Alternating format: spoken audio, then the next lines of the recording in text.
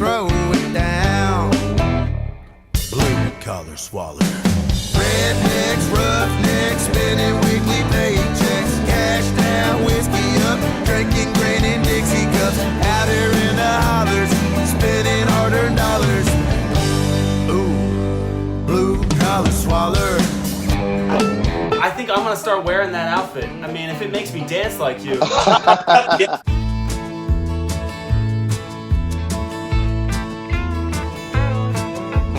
Born in a land by the railroad track where the river soaks you through and there's no way back. You offer me your hand smoking big cigars while you're singing for your supper in a beat-up bar. And his love rides the truck stops home. Here we go. We got Brandon Big Hoss being all the way from Nashville, Tennessee, join us with Bandwagon TV's Joyride. How you doing, Big Hoss? I'm good, Bubba. How's it going? I am good. I'm really, really happy that we're finally getting you in. We've been following you for a little while here, and you're doing big things now. And we're just to let our audience know, you probably see Brandon. He's familiar. He's all over social media, but he was also part of our theme song contest. And we're just glad that you're in the White Lightning here today, sir. So if you don't mind, let us know a little bit about yourself, where you're from, musical influences, and a little bit about your country past. You know, I'm from Samsula, Florida, Volusia County. Been up here in Nashville for 5 years. Was a songwriter at the core.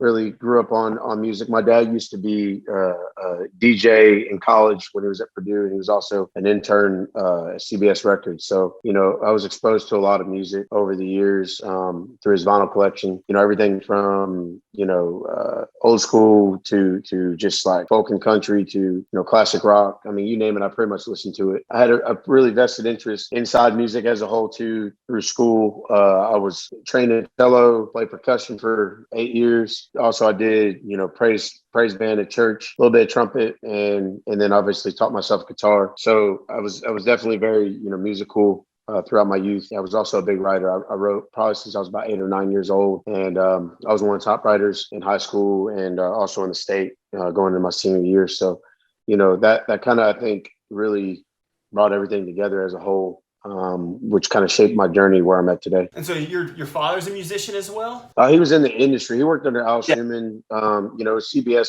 it was before Clive Davis turned it into Sony. And so just, he got out of it and then had gone into telecommunications. But from when he was in music, a lot of that stuff he instilled onto me, as I was growing up through the years. And that's where I got a lot of my, my appreciation and love for really the storytelling, because all the other genres of music, from jazz to blues to country to old classic rock, a lot of that stuff was really more around the premise of deeper rooted like stories. And I think that's where I got a lot of my inspiration.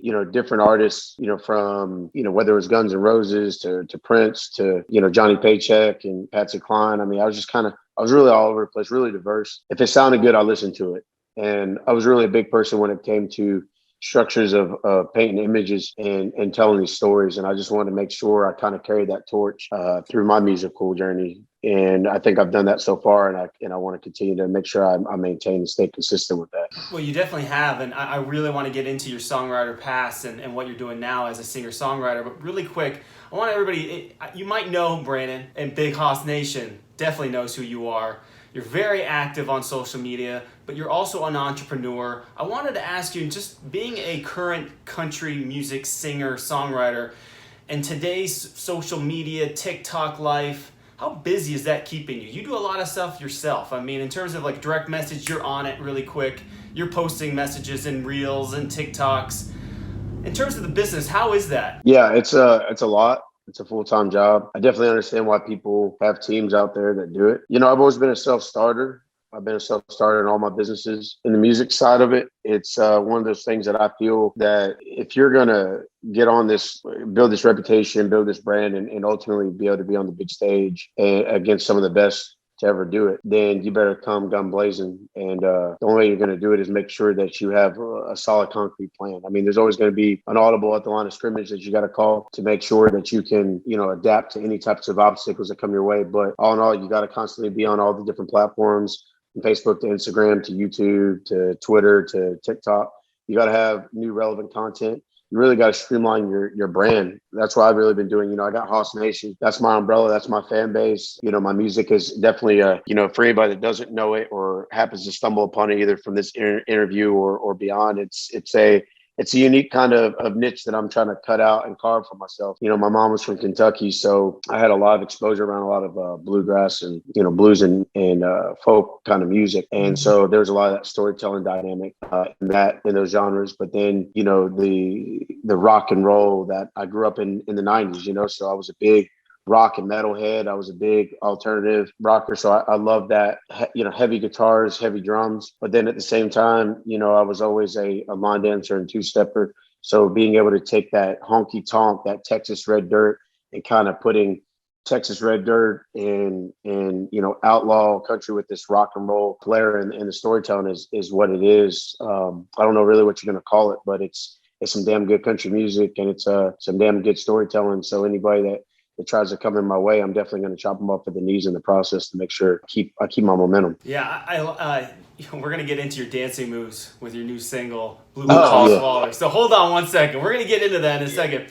But do you got like a message for anybody who's starting out, you know, that wants to be, you know, the next Brandon Bing, the next, you know, social media star? Is there one particular app? I know you're on across the board, but is there one app that you prefer more than others? That's kind of hard because Facebook and Instagram are one entity. TikTok is separate, but they all have different checks and balances. It's kind of weird because the algorithm is so hard to try to, you know, keep up with. I don't think even if you are an expert, unless that's all you're doing, it's going to be really hard to keep up with it. I think you have certain times that you post. I have different demographics of people. Some of them have shared demographics. The ones that are really like your diehard, like cult following, you know, fans, but any newcomers, I get a good variety between all three of the platforms. So I would say you just got to have a good balance of them all. Well, that's some good words of advice, my man. And to everybody out there, you want to make it, you got to work hard. And definitely you're one of those guys, man, that's just working nonstop. So we really appreciate it, Brandon. And thank you so much for sharing your story and a little bit about who you are. But if you don't mind, sir, we're about to hop in the lightning round. We got to pull over the white lightning. I hope you're ready. Yeah, let's do it. All right, let's go. Okay, so we're pulling over the white lightning, getting into the lightning round. And before we do this, we love talking to independent musicians, but we also love talking and promoting local small businesses. But my man, you are an entrepreneur. You have your hands on you got a lot of hats. So I know you have one particular business that you want to promote with us today. What is that? Yeah, Bangtail Whiskey. It's Bangtail Spirits or Bangtail.com. You can go on Bangtail Whiskey on Instagram or Facebook. Follow it on there. It's going to be the whiskey of live music on the rocks. Shout out to my boy Rob Harville, you know, for helping me come up with that tagline. And yeah, we're going to do a lot of big things in country music and beyond. And I can't wait to have you guys a part of it. It looks great, man. And I was going to ask you, I mean, with your mom being from Kentucky and it being a bourbon country out there, and now you're in Tennessee. Oh, yeah. Having a whiskey company, you know what I mean? Like, that's pretty cool. Yeah, it's in the vein. So, I mean, you know, it's something, you know, my Nana passed when I was about 19 years old. And just, you know, they grew up, they were tobacco and pork farmers. And, you know, shining was a big thing down in the holler back where they're from. And so I've always been a big connoisseur of whiskey and bourbon. And it just made sense at this point, you know, on this of my career to, you know, take that plunge. And I did a lot of research and stuff to get involved in it where I could, you know, build it from the core and own that equity stake. And yeah, we got a lot of exciting things coming. So I'm really looking forward to it. We're definitely going to plug that and plug anything that you got coming up with the whiskey and with the business. Today, we're promoting our small business. It's veteran owned. I'm growing a beard like yours, man. Like it's coming in full. It's been now a month. It's really helping out. It's called Lombard Men. They do hair lotion products. So they have been nice enough. It's the two brothers, the Bauman brothers. Their stories is that they were in the Marines out in Camp Pendleton. They were about to go out. They needed some hair product. They didn't have any. So they decided, we are going to start our own. And they did. So you can definitely check them out at www.lombardmen.com or check their social media, and that's Lombard Hair Lotion. That's at Lombard Hair Lotion. So very cool guys. And they're actually, I think, right now they're in Killeen, so just right down the street from us in Lampasas, Texas. So definitely check them out. All right, here we go. We got Big Hoss with us with the lightning round, so we have to get into it really quick, and that is, sir, you've already plugged your business, so I have to ask, is it beer or whiskey? Whiskey all day. Bangtail. All right, you have, and you being a singer, sometimes, people forget, like you're a singer first, but you've entered a lot of competitions. You've already said that you've won a lot of competitions being a songwriter. And I really want to talk about that. And I think this is like kind of a question that I'm really like asking lately, and that is, what's more important to you? Is it the music or the lyrics? Lyrics. Why is that? I mean, you being a songwriter first.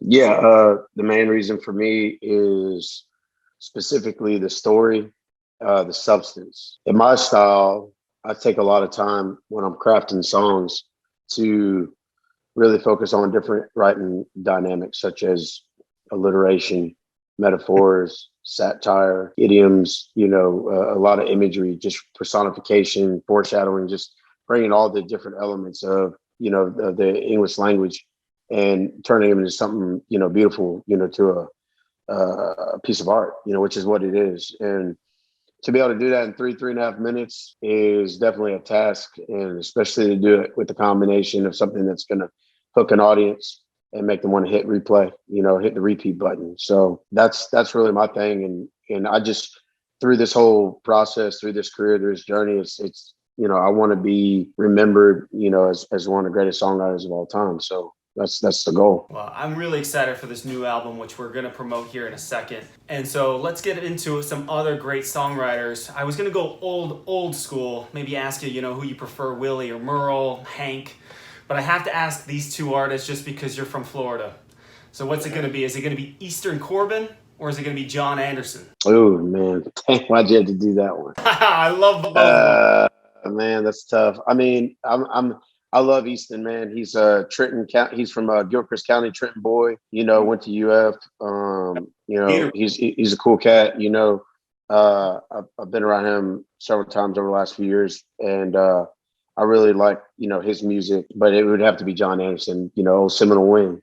It's great, man. Especially, I love that song particularly. I mean, that's what he's probably most famous for. But his others are so good. Oh yeah. I mean, he's just. His,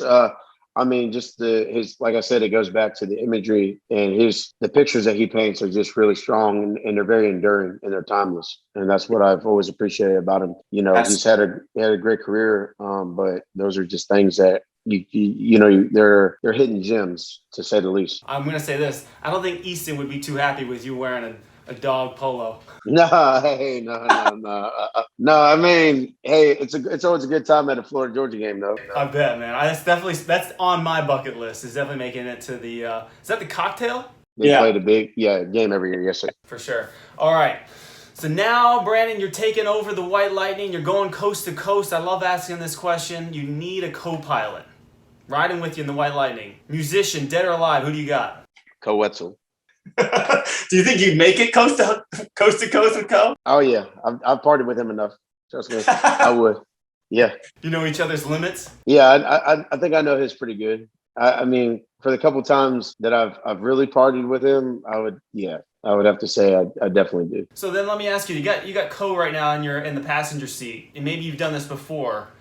What would you play for him? He's getting in the truck. Are you playing one of your own? I mean, on the radio, are you playing one of yours? You playing one of his? You playing a random song just both enjoy? Man, I think it's I'd say something that either we both enjoy or something that's I'd probably really take it back to the 90s, man, early 80s and 90s, and try to find let something manifest, because he's definitely got a rocker vibe to him, and that's where I see a lot of distinct parallels. I have a lot of great artists that are alive that I really love and respect. But the thing about him is, for us, it's like, I know that if I was in the same space as him, given the opportunity, that my music is a good parallel, but it wouldn't infringe on his style, and vice versa.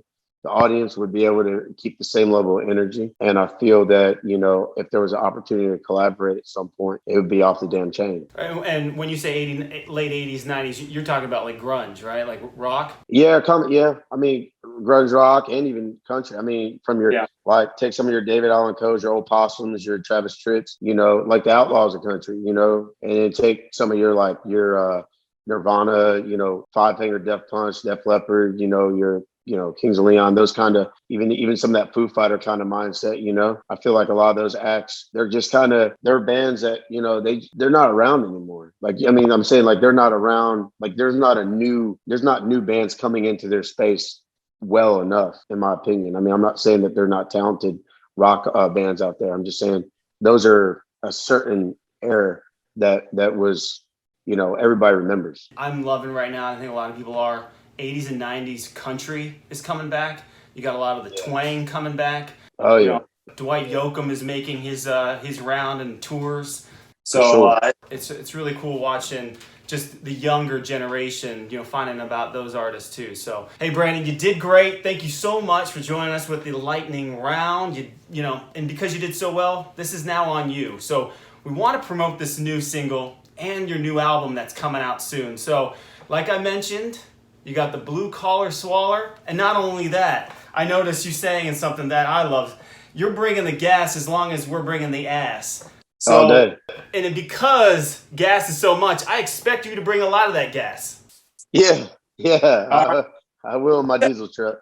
Yeah, well, hey, yeah, especially if you're driving diesel. Tell us a little bit about this new single, man. It's great, especially this video. Yeah, so it was kind of crazy. So I did the record's Blue Collar Swaller, wrote it with, you know, one of my best friends, Jeffrey Ham. It was an honor to be able to do that. You know, I've released music over the last, you know, 4 years. This is my first full-length album, and one of the things that I wanted to really capitalize on was to have an opportunity to have a friend, you know, be a part of this project. And so I was able to have him, you know, I'd already had the song pretty much, you know, half written, and we were just going bouncing ideas. A couple of weeks in a row, we were just, you know, trying to write something. And one day we're up in his office up here in Nash, and we were just like, he's like, what do you want to write? Start throwing out a couple of like guitar riffs. I was like, man, I got this song that I've kind of written, and it was called Blue Collar Tug. And then we switched to the Blue Collar Swaller because when you start hearing the lyrics, I was like, it'd be cool to have something tied to my Bangtail Whiskey, you know. So I was able to do that. And then what was even crazier is when it got to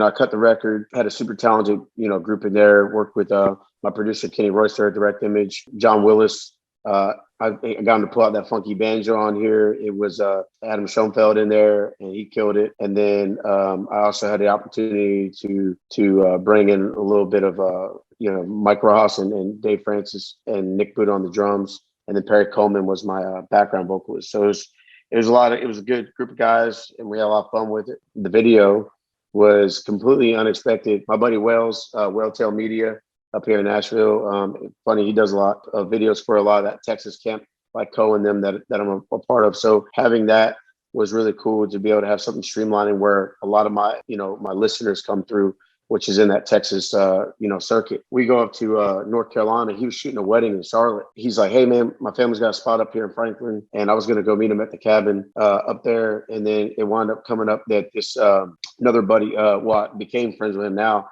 But Dylan, he actually had done this snippet for a clip that Wells had shot from one of Coe's shows and turned it into this like 3D thing with Nothing Fancy, the outdoor apparel company. So then he took my album art for my upcoming album, and he did the same thing for when we announced the release on September 30th for my upcoming Huckleberry album. And meanwhile, while we're on the phone, I had just come back. I was just finished being at a show like a couple of days prior with BK, you know, Brian Kelly from Florida Georgia Line. He was down doing his first, you know, solo tour, Made by the Water tour. That was over at the Daytona Band Shell, and he's from Ormond Beach. I'm from San Sula, both from Volusia County.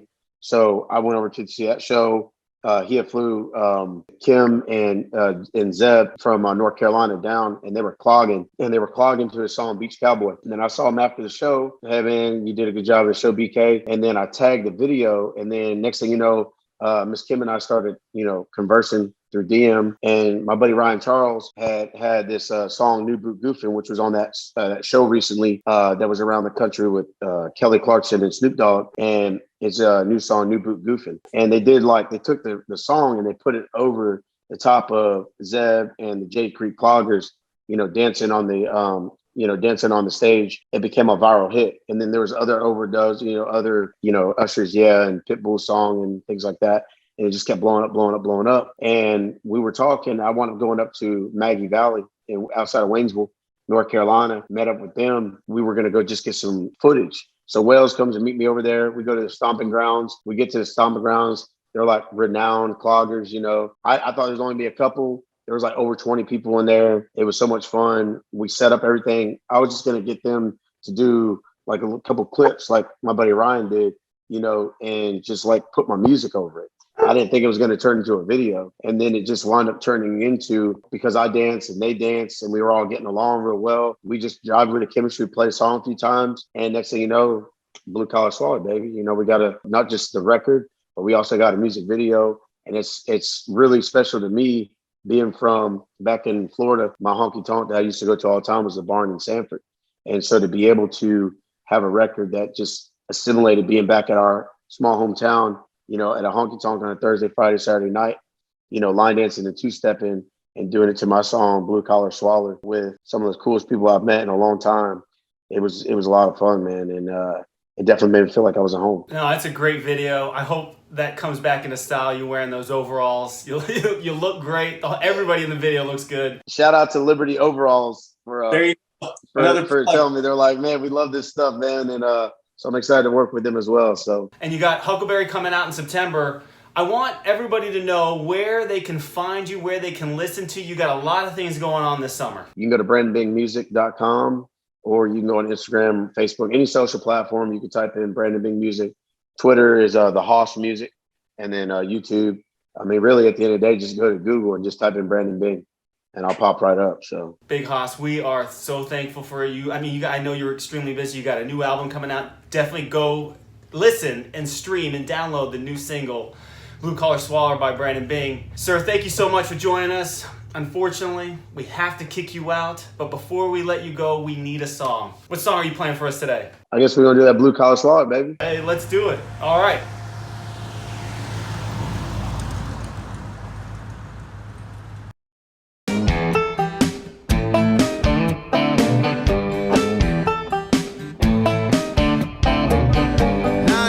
Degrees roasting in the summer sun. Redneck collar boy, girls, you better get you one.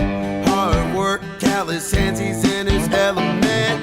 He's the baddest some bitch, that's his testament. Blue Collar Swaller. On the farm all day long till the moon shines. Monday, Thursday, he's a burly working 5 to 9. When Friday rolls around, pickup loaded up, ready to throw it down. Blue Collar Swaller. Rednecks, roughnecks, spending weekly paychecks. Cash down, whiskey up, drinking grain in Dixie cups. Out here in the hollers, spending hard-earned dollars. Ooh, Blue Collar Swaller.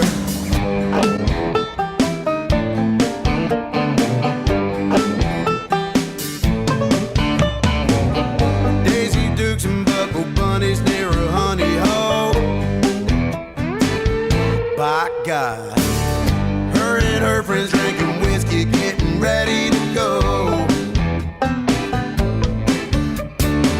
She's about to show up and burn it down. She's the baddest girl around this entire town. Blue Collar Swaller. Rednecks, roughnecks, spending weekly paychecks. Cash down, whiskey up, drinking grain in Dixie cups. Out here in the hollers, spending hard-earned dollars. Ooh, Blue Collar Swaller.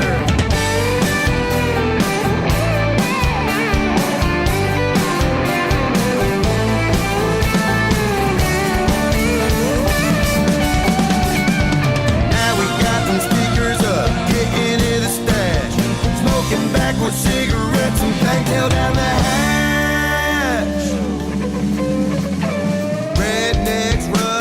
Spending weekly paychecks, cash down, whiskey up, grain in my damn Dixie cup. Out here in the hollers, spending hard-earned dollars. Ooh, Blue Collar Swaller. Rednecks, roughnecks, spending weekly paychecks, cash down, whiskey up, drinking grain in Dixie cups. Out here in the hollers,